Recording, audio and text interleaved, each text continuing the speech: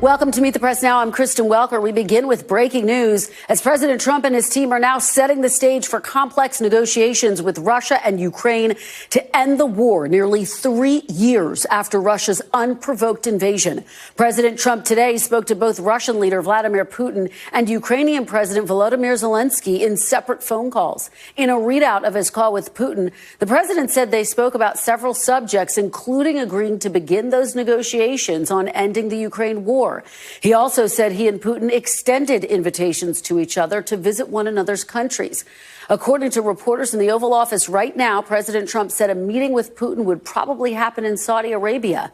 He also said that he doesn't think it's practical for Ukraine to have NATO membership and that it's unlikely Ukraine gets all its land back. Both Presidents Trump and Zelenskyy said they discussed the possibility of peace during their call earlier today. White House Press Secretary Caroline Leavitt told reporters the president viewed the calls as a positive step and is committed to finding a deal.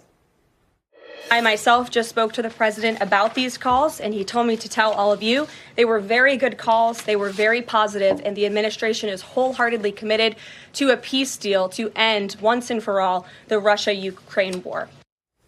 It comes after President Zelenskyy met with Treasury Secretary Scott Bessent in Kyiv, saying he hoped President Trump would push Putin on a deal. I'm thankful to the president, to his message that he will support Ukraine and he really wants to stop this war. And I know that he's a strong man, and I'm sure that he will push Putin. All of this as an American citizen, along with two other individuals, were released from custody in Belarus earlier today. That follows the surprise release of American teacher Mark Fogel yesterday, who was held in Russia for 3.5 years in a prisoner exchange that will see a convicted money launderer named Alexander Vinnik return to Russia. Fresh off the plane last night, Mark Fogel went right to the White House, where President Trump personally thanked Putin and said the exchange could impact negotiations to end the Russian war in Ukraine. I think there's goodwill in terms of the war. You know, 1.5 million soldiers, young people have been killed. I've met many of them. I think this could be the very important element. You could be a big part of it, actually, because it could be a big, important part of getting the war over with Ukraine. And we appreciate President Putin's what he did. He was able to pull it off for you, right? He was able to pull it off. We think, and you're here, so it was great. Extraordinary images there. The big question now is just what President Trump is looking to offer to get both Zelenskyy and Putin to the table. Speaking earlier today in Brussels, Defense Secretary Pete Hegseth said that two of Ukraine's demands in particular, to join NATO and restore its borders, were just not realistic. We want, like you, a sovereign and prosperous Ukraine. But we must start by recognizing that returning to Ukraine's pre-2014 borders is an unrealistic objective. Chasing this illusionary goal will only prolong the war and cause more suffering. The United States does not believe that NATO membership for Ukraine is a realistic outcome of a negotiated settlement. Instead, any security guarantee must be backed by capable European and non-European troops. If these troops are deployed as peacekeepers to Ukraine at any point, they should be deployed as part of a non-NATO mission, and they should not be covered under Article 5. To be clear, as part of any security guarantee, there will not be U.S. troops deployed to Ukraine. Joining me now to start us off on a very big day, NBC News senior White House correspondent Gabe Gutierrez, NBC News international correspondent Raf Sanchez is at NATO headquarters in Brussels, and Bill Taylor, former U.S. ambassador to Ukraine, also joins us. Thanks to all of you for being here. Gabe, let me start with you at the White House and these extraordinary phone calls. What do we know about the conversations and about where things potentially stand to get peace talks started? Hi there, Kristen. Well, certainly a lot of fast-moving developments here. And before I get to those phone calls, I'm looking down at my phone because we are just getting some of the first details from President Trump in the Oval Office. This is not being played out live, but we get pool reports. But we are just getting getting also some Reuters wires right now from the wire services describing what President Trump is saying. He is saying that he does not think it's practical for Ukraine to have NATO membership. He hasn't committed to going to Ukraine, but he does say that he and President Putin ultimately expect to meet probably in Saudi Arabia. So those comments come, Kristen, after dramatic developments today where President Trump saying that he spoke both with President Putin and Ukrainian President Zelenskyy. Of course, this marks a seismic shift in U.S. foreign policy because obviously during the Biden administration, the U.S. was giving weapons to Ukraine, but now it's shifting to direct negotiations with Russia's president. So a lot of questions about where this goes from here. But in the phone calls earlier today, President Trump saying it was a productive conversation with Vladimir Putin. The Kremlin says that it's inviting President Trump to Moscow. And then in his phone call with President Zelenskyy, President Trump saying that he, like Putin, wants to make peace, and also announcing that Vice President J.D. Vance, as well as Secretary of State Marco Rubio, now plan to meet with Zelenskyy Friday at the Munich Security Conference, Kristen. That's right, Gabe. And one of the notable developments I thought today also is that we learned that President Trump has actually appointed a team of people to help foster these negotiations.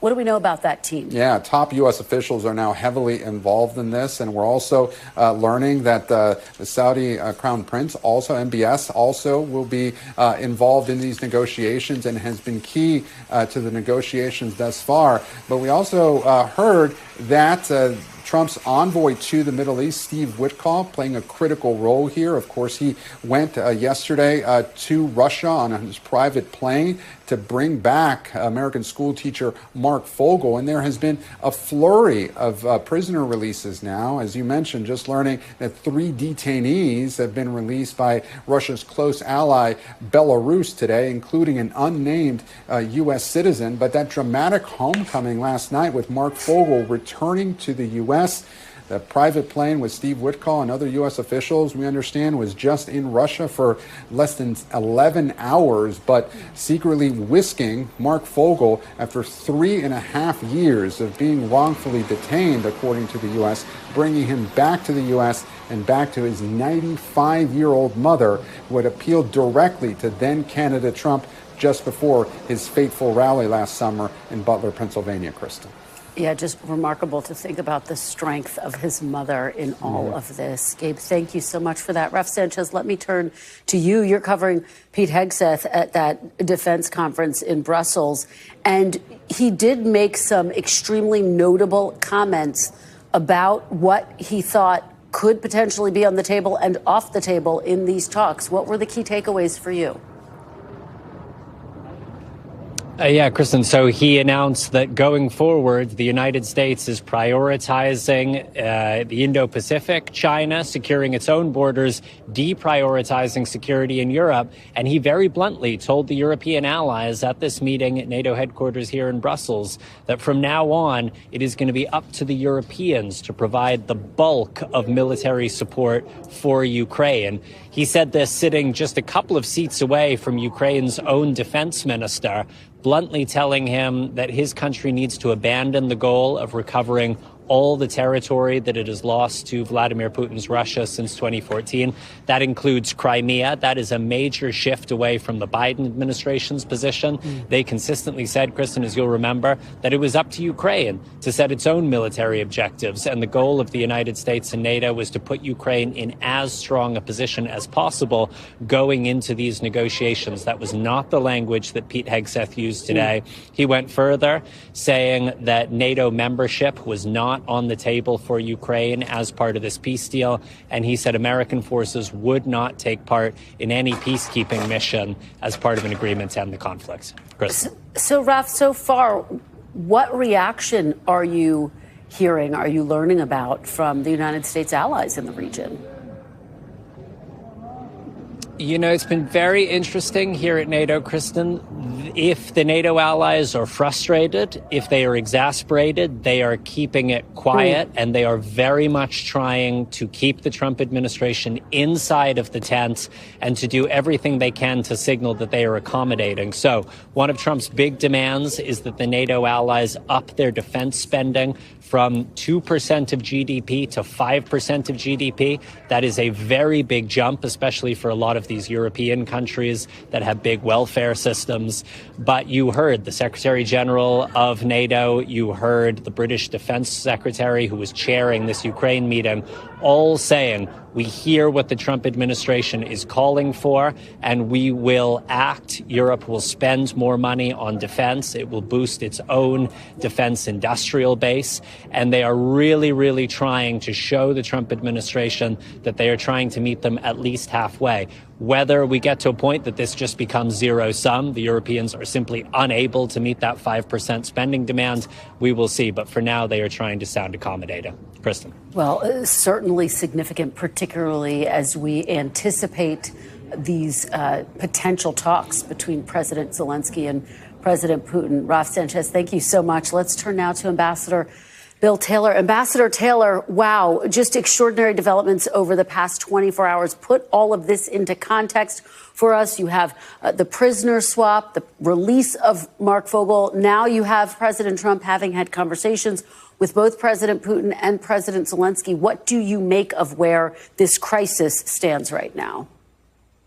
Well, Kristen, this is the real opportunity. This is what certainly the Ukrainians and the Americans have been looking for, to stop this war.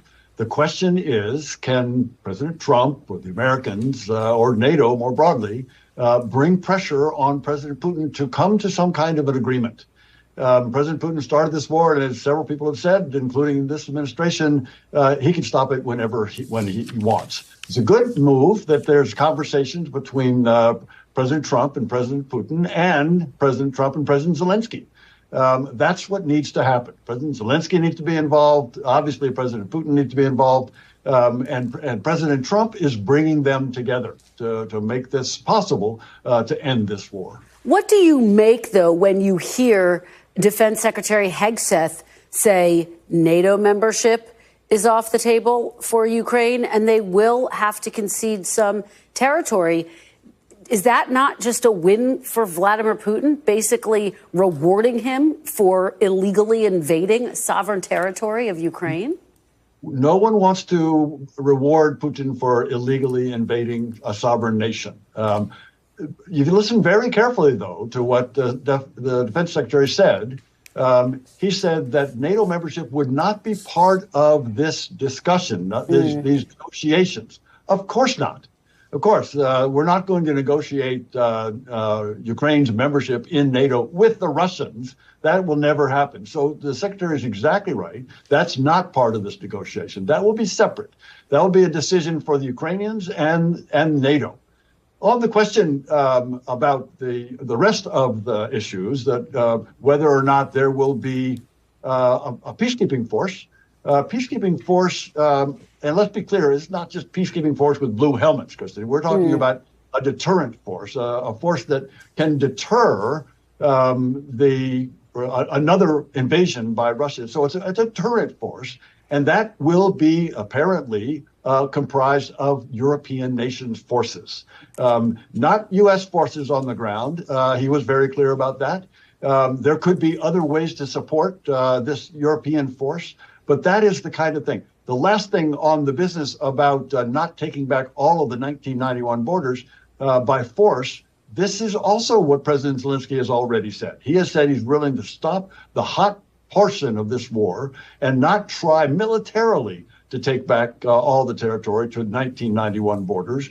And he's willing to do that negotiating. He's willing to do that diplomatically. He, though, this is an important point, Kristen, that is President Zelenskyy will never recognize, nor should the rest of the world ever recognize, the Russians' illegal annexation of that part of Ukraine, that 18% of Ukraine that Putin now occupies. Well, I think you raised such a critical point, Ambassador, and let me just follow up with you on it. Can Ukrainian security really be guaranteed without the United States being involved. And what would you say to a skeptical Ukraine who may hear that and say, we need the U.S. involved? Ukrainians do need the U.S. involved, and that's why it's important that the discussions where the United States will continue to provide military assistance, and the Secretary said that. And we've got the Secretary of the Treasury there in Ukraine right now discussing this rare earths deal that will be the way that the United States can continue to support the Ukrainians. But you're right. The United States needs to be involved, and there are ways that the United States can support a European peacekeeping force. Again, European deterrent force, not peacekeeping, a European deterrent force. There are ways the United States can help without putting troops on the ground. Let me read you a little bit of what President Zelenskyy is quoted as having said in a recent interview. Get your reaction on the other side. He says, we will swap one territory for another. I don't know. We will see. But all our territories are important. There is no priority. What do you hear in those words, Ambassador? Well, he's clearly referring to the fact that the Ukrainians occupy and control a part of Russia. They invaded across the border into Russia last summer, and they still occupy somewhere around 400 square miles of Russian territory. And so President Zelenskyy has said, look, we will pull out our troops from Russian territory, and you, Russians, pull your troops out of Ukrainian territory. There's a big difference in terms of landmass that we're talking about on that, but that, I'm sure, is what President Zelenskyy is talking about. Let me finally, Ambassador, just ask you about this prisoner swap, the significance of having Mark Fogel, another American, now home. What do you make of it? You heard President Trump there say you could be a big part of a broader deal with Russia and Ukraine. What do you think the potential implications are? If President Trump can use the leverage that he clearly has, economically, diplomatically, militarily, to bring President Putin to the table, this conversation about prisoner exchanges, this conversation about relationships between the United States and Russia can be part of that. President Trump does have leverage over President Putin, and President Putin understands that. President Putin's economy is fragile. President Trump referred to that. President Putin is ruling his country. President Trump referred to that. So this is an indication that President Trump does have the capability to bring Putin to the table and make a deal with the Ukrainians.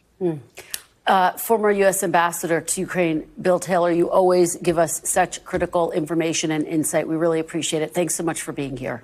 Thank you, Kristen. Thanks for having me. Thanks for watching. Stay updated about breaking news and top stories on the NBC News app or follow us on social media.